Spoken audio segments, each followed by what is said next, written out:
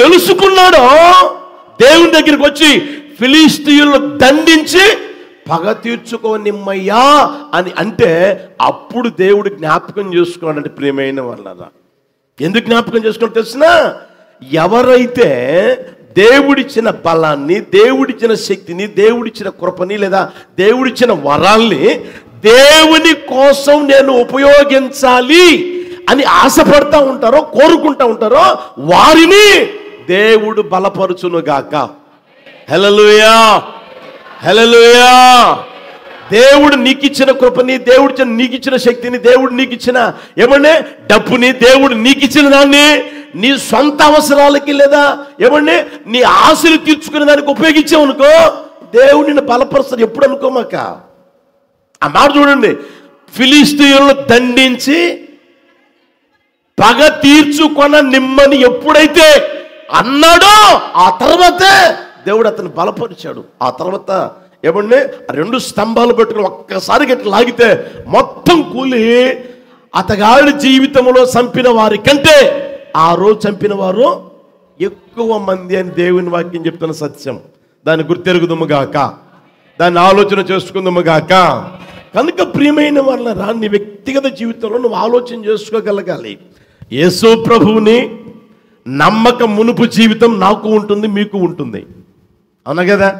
యేసు ప్రభువుని నమ్మిన తర్వాత జీవితం నాకు ఉంటుంది, మీకు ఉంటుంది. అర్థమవుతుందా? ఎవరికైనా ఉంటుంది. యేసు ప్రభువుని నమ్మక మునుపు జీవితం, నమ్మిన తర్వాత జీవితం. అర్థమవుతుందా? నమ్మక మునుపు పరిస్థితులు వేరు.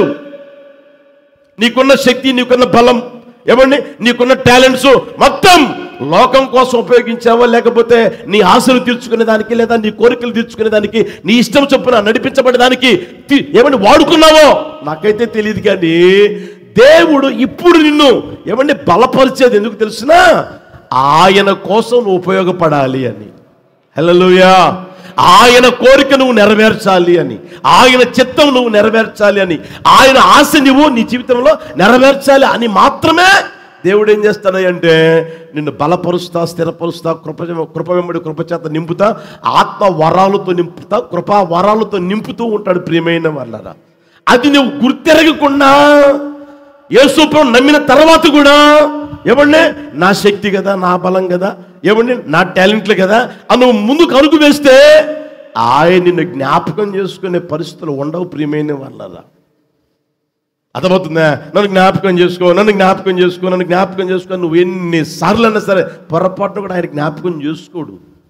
సంసోను ఎందుకు జ్ఞాపకం చేసుకుని తెలిసినా, అయ్యా నీ చిత్తం నేను చేస్తాను, నీ ఆలోచన చొప్పున నేను బ్రతుకుతాను, నీ ఇష్టం ప్రకారం నేను జీవించేటట్లుగా నాకు సహాయం చేయి అని ఎప్పుడైతే అన్నాడో దేవుడు అప్పుడు జ్ఞాపకం చేసుకున్నాడు. హల్లెలూయా. ఈ మాటలు ఉంటుంది నీ వ్యక్తిగత జీవితంలో. అట్టి కృప ప్రభు అనుగ్రహించును గాక. హల్లెలూయా, హల్లెలూయా. దేవుడు ప్రియమైన వాళ్ళరా, మనం తెలియక చేసిన వాటిని క్షమిస్తాడు. అర్థమవుతుందా? మనం నా జీవితంలోనైనా మీ జీవితంలోనైనా తెలియక, గ్రహించక, ఎరగక చేసిన వాటిని క్షమిస్తాడు. అర్థమవుతుందా? ఎరిగిన తర్వాత తెలిసి తెలిసి తెలిసి కొన్ని విషయాల్లో ఏమండి ఏమవుతుందంట, ఏంటది చెప్పండి, ఏమవుతుందంట, ఏమవుతుంది అని అనుకుంటా పోతా ఉంటావే, అప్పుడు తప్పకుండా మూతిపళ్ళు రాలక తప్పదు. మూతిపళ్ళు రాలుతాయి. దేవుడు చూస్తా ఊరుకోడు, తప్పకుండా మూతిపళ్ళు రాళ్ళు కొడతాడు. ఆ రాళ్ళగొట్టే దేనికి తెలిసినా అప్పుడైనా సరే మరలా నా దగ్గరికి వస్తాడు, నా దగ్గరికి వస్తాడు, నా దగ్గరికి వస్తారు అని. హల్లెలూయా. కనుక ప్రియమైన వాళ్ళ నీ వ్యక్తిగత జీవితంలో ఏ రోజైనా సరే నీ ఆశలు, నీ తలంపులు, నీ కోరికలు నెరవేర్చుకోవాలన్న ఆ దృక్పథం యేసు నామములో ఒక్కొక్కరు నశించిపోవును గాక. దేవుని ఆశలు, దేవుని కోరికలు, దేవుని ఇష్టాలు, దేవుని ఏమని చిత్తం నా జీవితంలో సంపూర్ణంగా నెరవేర్చబడాలి అన్న ఆ పరిస్థితుల్లోనికి నువ్వు ఎప్పుడైతే వస్తావో, ఆ ఆశ ఎప్పుడైతే నీలో ఉంటుందో, అది ఎప్పుడైతే దేవుని కనిపిస్తుందో, నా దేవుడు తప్పకుండా జ్ఞాపకం చేసుకొనును గాక. హల్లెలూయా, హల్లెలూయా. మీరు చూడండి, సంసోను జీవితం దేవుడు బలపరచక మునుపు అతగాని జీవితం అంత దారుణంగా ఉందా? ఒకతను చూసినాను ఉందా? ఆ తర్వాత అక్కడికి పోయి జీవితమే సర్వనాశనం చేసుకున్నాడా? అయినా సరే ఆ చివరి క్షణంలో, అయ్యా ఈ సమయంలో అయినా మీ చిత్తం చేస్తాను, ఈ సమయంలో అయినా మీ ఆశను నెరవేరుస్తాను, మీ కోరిక నెరవేరుస్తున్నప్పుడు బలపరిచిన తరువాత ఆయన జీవితం ముగించబడిందా? ఇంకా తర్వాత మరలా సంసోను గురించి పాత నిబంధనలు మనం గమనించలేం. కొత్త నిబంధనలు మనం చూస్తే చూడండి, ఎక్కడుంది ఆయన పేరు? 12వ అధ్యాయం 32వ వచనం. ఎబ్రీ పత్రిక 11వ అధ్యాయం 32వ వచనం. త్వరగా. ఇకను ఏమి చెప్పుదును? గిద్యోను, బారాకు, సంసోను, యెఫ్తా, దావీదు, సమూయేలు వారిని గురించి, ప్రవక్తలను గురించి వివరించుటకు ఎక్కడుంది ఆయన పేరు? ఆ 11వ అధ్యాయం అంతా మీరు చూస్తే విశ్వాస వీరుల పట్టిక ఉంది అక్కడ. ఎవరంట? విశ్వాస వీరుల పట్టిక, జయించిన వారి పట్టిక ఉంది అక్కడ. అతగాడి పేరు ఎక్కడికి వెళ్ళిపోయిందో గమనించండి. అతగాడి జీవితంలో బలహీనతలు లేవని నేను చెప్పడం లే, ఉన్నాయి. కొరతలు ఉన్నాయి, లేవని చెప్పడం లే. దేవుని వాక్యమే చెప్తుంది. ఒకతను చూసినని ఎప్పుడైతే దేవుని చిత్తం, దేవుని ఆలోచన నెరవేర్చాలని ఆ కోరిక వచ్చిందో దేవుడు జ్ఞాపకం చేసుకున్నాడు. దేవుడు ఎప్పుడైతే జ్ఞాపకం చేసుకున్నాడో అతని జీవితంలో బృహత్తరమైన కార్యం జరిగింది. అతగాడి జీవితం ముగించబడవచ్చు, అయినా సరే అతగాడి పేరు ఎక్కడ ఉందంట? చెప్పరామండి, విశ్వాస వీరుల పట్టిలో. హల్లెలూయా. జయించిన వారే పట్టిలో ఉంది. ప్రియమైన ఆయన పేరు చూడండి ఏ స్థితిలోకి వచ్చిందో.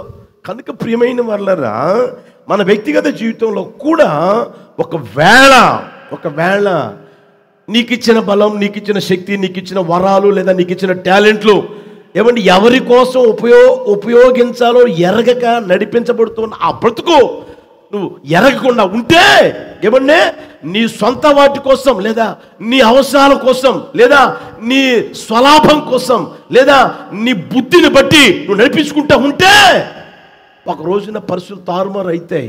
ఎందుకు తెలిసినా ఆయన చిత్తం ఎరగలిగేటట్లుగా, ఆయన తలంపులు ఎరగలిగేటట్లుగా. అసలు ఎందుకు దేవుడు నిన్ను పుట్టించాడు, ఎందుకు ఈ లోకానికి తీసుకొచ్చాడు, ఎందుకు ఆయన ఏర్పరుచుకున్నాడు, ఎందుకు నిన్ను పిలుచుకున్నాడు, ఎందుకు ఆయన నిన్ను చీకటిలోంచి ఆశ్చర్యకరమైన వెలుగులోకి తీసుకుని వచ్చాడు అని గ్రహించగలిగేటట్లుగా దేవుడు గొప్ప కార్యం చేస్తాడు. ప్రియమైన వాళ్ళారా, హల్లెలూయా, హల్లెలూయా.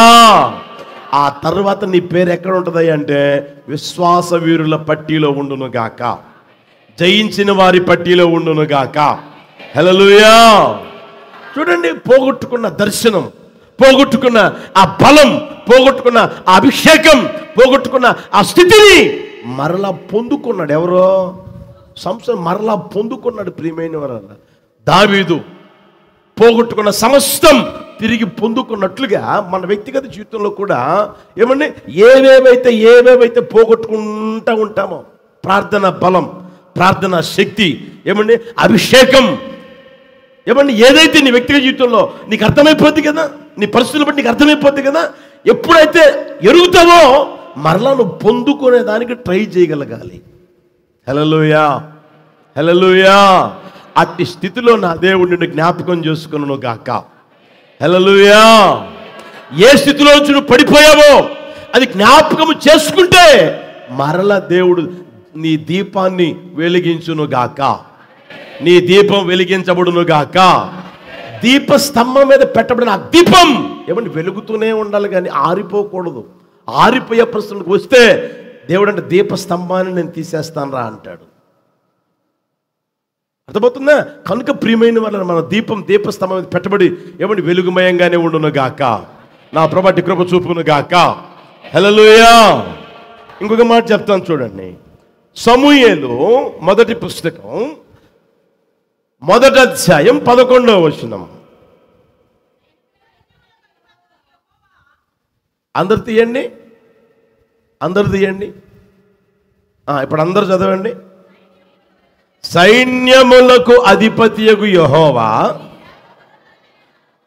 నీ సేవకురాలనైన నాకు కలిగి ఉన్న శ్రమను చూచి నీ సేవకురాలనైనా నన్ను మరొక జ్ఞాపకము చేసుకొని చాలు.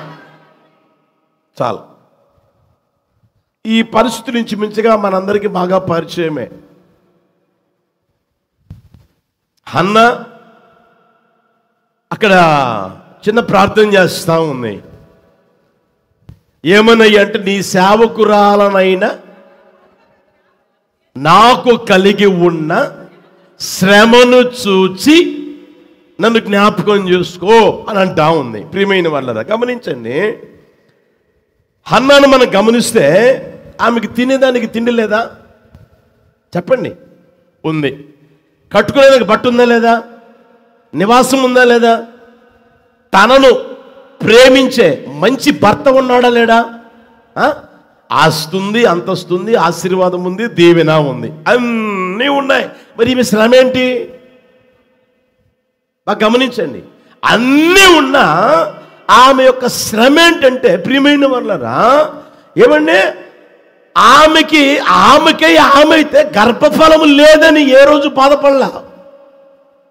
నాకు గర్భఫలం లేదని ఆమె ఎప్పుడు బాధపడలా. అర్థమవుతుందా? అదే అంటారు చూడండి, భర్త కొట్టినందుకు కాదు కానీ బాధ. చెప్పండి, మీకు తెలుసు కదా. పక్కింటామే నవ్వినందుకంట. భర్త ఎంతైనా కొట్టలే, ఏ ఇబ్బంది ఏమీ లేదు, పక్కింటి మనిషి నవ్విందంట, చూసి నవ్విందంట, దానికి బాధ. ఇప్పుడు ఈమె బాధ, నాకు గర్భఫలం లేదే, ఇంతకాలం అయిందే వివాహం అయ్యి నాకు ఇంకా ఎందుకు గర్భఫలం కలగలేదు అని ఆ బాధ ఏమీ లేదు. ఆ పక్కనుంది ఆ మనిషి పోరు పెట్టుకుంటా ఉంది, ఆ మనిషి నిందిస్తూ ఉంది, ఆ మనిషి అవమానపరుస్తూ ఉంది.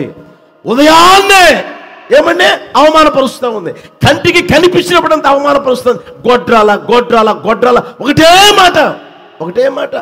ఆ నిందని ప్రియమైన వాళ్ళు ఏమంటదే, అయ్యా నా శ్రమను చూసి, నా అవమానాన్ని చూసి, నా నిందను చూసి నీ సేవకురాలనైన నన్ను చెప్పండి మరొక జ్ఞాపకం చేసుకో. అర్థమవుతుందా ప్రియమైన వాళ్ళనా? ఈ రోజున చూడండి, నిందని ఎవ్వరు భరించలేరు. భరిస్తారా? అవమానాన్ని ఎవరైనా భరిస్తారా? ఎవరు భరించలేరు. అవమానాన్ని భరించలేరు, నిందని భరించలేరు. ఒకవేళ ఆకలి అవుతా ఉందనుకోండి భరిస్తారు, లేకపోతే ఆకలి అయితే భరిస్తారు. అర్థమవుతుందా? ఉద్యోగం లేకపోతే కొంతకాలం భరిస్తారు, వివాహ సంబంధం రాకపోతే కొంతకాలం భరిస్తారు. అర్థమవుతుందా? మన స్థితిని మారకపోతే కొంతకాలం భరించే వాళ్ళు ఉంటారు. అయితే అవమానాన్ని మాత్రం, నిందని మాత్రం ఎవరు పొరపాటు కూడా భరించలేరు. భరించలేని భారం వాళ్ళు ఏదో మోస్తూ ఉన్నట్లుగా, ఏమంటే హృదయ వేదన, హృదయ వికారం ప్రియమైన వాళ్ళరా, వారి వ్యక్తిగత జీవితం అంతా పోగొట్టుకున్నట్లుగా. ఏది అన్నీ ఉన్నా సరే, తినేదానికి ఉన్నా, కట్టుకునేదానికి ఉన్నా, ఏమంటే ఉండేదానికి ఉన్నా, ఆశీర్వాదం ఉన్నా, లక్షలు రోజు కలిసి వస్తానే ఉన్నా, లెక్కబెట్టి లోపల పెట్టుకుంటానే ఉన్నా సరే, నిందని మాత్రం, అవమానాన్ని మాత్రం ఎవరో పొరపాటును కూడా భరించలేరు ప్రియమైన వాళ్ళరా. అందుకని ఆమె దేవుని సన్నిధికి వెళ్ళి ఆమె ఏం చేస్తున్నాయి అంటే, నీ సేవకురాలనైనా నన్ను జ్ఞాపకం చేసుకో. ఏమైందమ్మా? నా శ్రమను చూసి నన్ను జ్ఞాపకం చేసుకో. నా శ్రమను చూడయ్యా, నా నిందను చూడయ్యా, నా అవమానాన్ని చూడయ్యా. నాకైతే లేదు కానీ ప్రభువా, నాకైతే లేదు కానీ ఇదిగో ఈ మనిషి అంటా ఉంది కాబట్టి నేను అడుగుతా ఉన్నా. నాకైతే లేదు కానీ ఈ మనిషి గొడ్రాల అంటుంది కదా, దానికోసం నీ దగ్గరికి వచ్చా. ఒక్క మగపిల్లని ఇచ్చేసాయి నాకు చాలు. ఈ నింద తొలగించు, ఈ అవమానం తొలగించు, అంతే. అంతకంటే నేను ఎక్కువగా నీ సన్నిధిలో కోరుకోవడం లేదు అని ప్రియమైన వాళ్ళరా ఎంతగా ఆమె దేవుని సన్నిధిలో బాధపడుతూ ఉందో, ఏమన్నా ఆమె వ్యక్తిగత జీవితాన్ని దేవుని సన్నిధిలో ఎలా కుమ్మరించుకుంటుందో మనం గుర్తెరిగే స్థితిలోనికి వచ్చుదుము గాక. హల్లెలూయా, హల్లెలూయా. దేవుడట చూడండి ఆ మాట 19వ వచనం చూడండి. తరువాత వారు ఉదయమందు వేగిరమే లేచి యెహోవాకు మ్రొక్కి తిరిగి రామాలోని తమ ఇంటికి వచ్చిరి. అంతటా ఎల్కానా తన భార్యకు హన్నాను కూడెను. యెహోవా ఆమెను, హల్లెలూయా, యెహోవా ఆమెను ఏం చేసుకున్నాడంట? ఆమెను జ్ఞాపకం చేసుకున్నాడు. ప్రియమైన వాళ్ళరా, నా నిందని, నా అవమానాన్ని, నా శ్రమను చూసి నన్ను జ్ఞాపకము చేసుకుంటే దేవుడు ఆమెను జ్ఞాపకం చేసుకున్నాడంట. యేసయ్యకి మహిమ కలుగును గాక. ఒకవేళ నీ వ్యక్తిగత జీవితంలో ఏ శ్రమతో, ఏ నిందతో, ఏ అవమానముతో నా దేవుని సన్నిధికి వచ్చావో నిశ్చయముగా నిన్ను జ్ఞాపకం చేసుకును గాక. నా యేసయ్య ఒక్కొక్కరిని జ్ఞాపకం చేసుకును గాక. శ్రమలో ఉన్న ప్రతి ఒక్కరిని జ్ఞాపకం చేసుకును గాక. నిందల మధ్యలో, అవమానాల మధ్యలో కొట్టుమిట్టాడుతున్న ప్రతి ఒక్కరిని నా యేసయ్య జ్ఞాపకం చేసుకును గాక. నా యేసయ్య నీ మీద దృష్టి నిలుపును గాక. నిన్ను జ్ఞాపకం చేసుకును గాక. నీ కుటుంబాన్ని జ్ఞాపకం చేసుకును గాక. నీ పిల్లల్ని జ్ఞాపకం తెచ్చుకొను గాక. హల్లెలూయా. కనుక ప్రియమైన వాళ్ళరా, దాన్ని మనం గుర్తెరగలగాలి. శ్రమలో ఉన్న వారిని దేవుడు ఎప్పుడూ విడిచిపెట్టడు, మరిచిపోడు. ప్రియమైన వాళ్ళరా, నిందల మధ్యలో, అవమానాల మధ్యలో ఉన్నవారిని ఏ రోజు విడిచిపెట్టడు, మరిచిపోడు. దాన్ని గుర్తెరుగుదురుగాక, ఆలోచన చేసుకొందురుగాక. నిన్ను ప్రేమిస్తున్న నజరేయుడిని యేసయ్య ఏమండి నీ వ్యక్తిగత జీవితంలో అనుభవిస్తున్న ఆ శ్రమ ఏదో ఏమండి ఆయనకు తెలుసు. ఆ నిందేదో ఆయనకు తెలుసు. ఆ అవమానం ఏదో ఆయనకు తెలుసు. అర్థమవుతుందా? ఆయన ఏమాత్రం నిన్ను విడువడు, మర్చిపోడు. నిశ్చయముగా జ్ఞాపకము తెచ్చుకొనును గాక, జ్ఞాపకము చేసుకొనును గాక. హల్లెలూయా. మొన్ననే అనుకుంటా ఒక ఇంటికి వెళ్ళా. శుక్రవారం రోజు సాయంత్రం ఒక ఇంటికి వెళ్తే నేను కూర్చొని, అయ్యా బాగున్నారా అంటే కళ్ళ నీళ్ళు పెట్టుకుంటా ఉన్నాడు. కళ్ళ నీళ్ళు పెట్టి కళ్ళ నీళ్ళు కారిపోతాను. ఏడోమక్కయ్యా అంటే, అయ్యా దేవుడు చేసిన మేల్ని జ్ఞాపకం చేసుకుంటే ఏడుపు రాకి ఇంకేమొస్తుందయ్యా నా బ్రతుకులో ఎంత గొప్ప ఆశీర్వాదం ఇచ్చాడయ్యా, ఎంత గొప్ప దీవెనిచ్చాడయ్యా అని చెప్తానే ఉన్నాడు. ఒక్కొక్కటి చెప్తానే ఉన్నాడు. తర్వాత తన కుమార్తె వచ్చింది. అన్నా, మా నాన్న టీ తాగేదానికి 2 రూపాయలు లేవన్నా. ఎంతంట చెప్పండి గట్టిగా. టీ తాగేదానికి 2 పిల్లల కోసం ఏమంటే కుమార్తె కుమారుని కోసం ఖర్చు పెట్టిన ఏ రూపాయి, ఏ పైసా వ్యర్థం కాలేదయ్యా. ఏమయ్యానంటే కుమార్తె ఇప్పుడు ఇక్కడ హాస్పిటల్ చిన్నపిల్లల డాక్టరు. ఇక్కడే, ఎక్కడ కాదు, ఇక్కడే డాక్టరు. కుమారుడేమో సాఫ్ట్వేర్ ఇంజనీర్ బెంగళూరులో. ఒకసారి గమనించండి ప్రియమైన వాళ్ళరా, దేవుడు ఎప్పుడు నీ శ్రమను చెప్పండి చూస్తా, నీ కర్మను అనుభవించరా, నీ బాధను అనుభవించరా, నీ అవమానం అనుభవించరా, నీ నిందను అనుభవించరా అనేవాడు కానే కాదు. ప్రియమైన వాళ్ళరా, నిశ్చయముగా నా దేవుడు మీ శ్రమ చూచును గాక, మిమ్మల్ని జ్ఞాపకము చేసుకొనును గాక. హల్లెలూయా, హల్లెలూయా. అయితే దేవుడు కొంచెం టైం తీసుకుంటాడు. అర్థమవుతుందా? కొద్దిగా టైం తీసుకుంటాడు. ఈ శ్రమలో వీళ్ళు నిలబడలేరా? ఈ అవమానంలో వీళ్ళు నిలబడలేరా? ఈ నిందల్లో వీళ్ళు నిలబడలేరా అని కొద్దిగా టైం తీసుకుంటాడు. ఈ లోపే నువ్వేం చేస్తున్నావు తెలిసినా, దేవుడు లేడు, గీవుడు లేడు, ప్రార్థన లేదు, చెప్పండి గీర్తన లేదు, మందిరం లేదు, గిందిరం లేదు, సేవకులు లేడు, గేవకులు లేడు, ఈ మాటలు నీ నోట రాకుండును గాక. హల్లెలూయా, హల్లెలూయా. నీ శ్రమలోనే ఇంకను ఎక్కడికి వచ్చిందామే చెప్పండి గట్టిగా, మందిరంలోకి వచ్చి ప్రార్థన చేస్తా ఉంది. అయ్యా నా శ్రమను జ్ఞాపకం చేసుకో, నా శ్రమను జ్ఞాపకం చేసుకో, నా శ్రమను జ్ఞాపకం చేసుకో. నాకైతే లేదయ్యా. ఈ మనిషి అంటుందే, ఈ పక్కన వాళ్ళు అంటున్నారే, పక్కన వాళ్ళు ఏడిపిస్తున్నారే, పక్కన వాళ్ళు అపహసిస్తున్నారే, పక్కన వాళ్ళు ఎగతాళి చేస్తున్నారే, దాన్ని బట్టి నా శ్రమను చూసయ్యా, జ్ఞాపకం చేసుకోయ్యా అని అంటే ప్రియమైన వాళ్ళరా, ఆమెను జ్ఞాపకం చేసుకున్న దేవుడు నిన్న నేడు నిరంతరం ఏకరీతిగా ఉన్నాడు. హల్లెలూయా, హల్లెలూయా. కనుక మీ వ్యక్తిగత జీవితంలో ప్రభువు చెప్పిన ఆ మాటలు గుర్తెరుగుదువు గాక. బైబిల్లో రాయబడిన మాట తెలిసిన ఆ మాట, నీ నిందకు ప్రతిగా అందరనండి ఆ మాట, నా అనండి. నా నిందకు ప్రతిగా నా దేవుడు నాకు రెట్టింపు ఘనత కలుగు చేస్తారు. మరలానండి, విశ్వాసంతో అనండి, మరలానండి. నా దేవుడు నా నిందకు ప్రతిగా, నా అవమానమునకు ప్రతిగా రెట్టింపు ఘనత కలుగు చేయునుగాక. నా దేవుడు కలుగు చేయునుగాక, రెట్టింపు ఘనత కలుగు చేయునుగాక, రెట్టింపు ఆశీర్వాదం పొందుకొందురుగాక. ఈ అవమానానికి ప్రతిగా, నీ నిందకు ప్రతిగా యేసు నామములో ఒక్కొక్కరు రెట్టింపు ఆశీర్వదించబడుదురుగాక, దీవించబడుదురుగాక, ఘనపరచబడుదురుగాక. మీరు మీ పిల్లలు ఘనపరచబడుదురుగాక, ఆశీర్వదించబడుదురుగాక.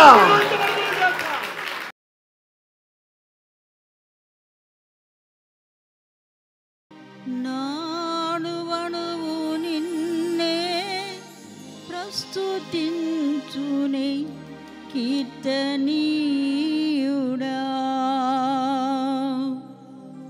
నా హృదయార్పణతో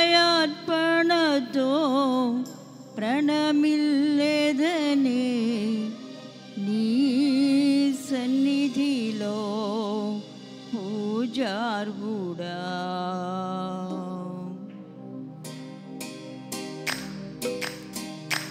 నా హృదయాన కొలువైన యేసయ్యా, నానువనువు నిన్నే స్తుతించెనే కీర్తనీయుడా,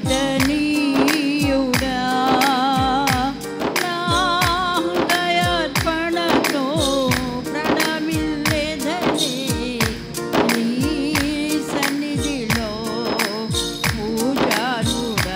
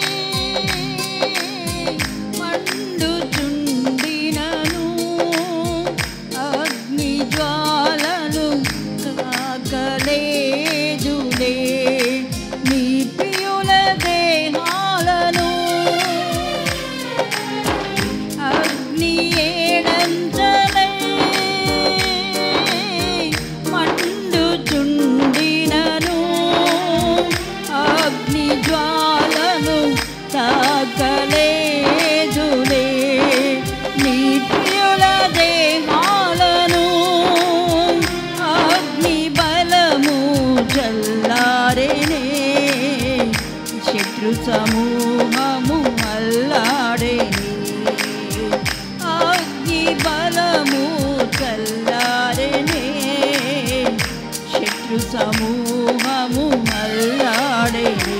నేను నీ స్వాస్యమే, నీవు నా సొంతమే, నా స్తోత్ర బలులన్నీ నీకేనయ్యా. నేను నీ స్వాస్యమే, నీవు నా సొంతమే, నా స్తోత్ర బలులన్నీ నీకేనయ్యా. నా హృదయాన కొలువైన యేసయ్యా,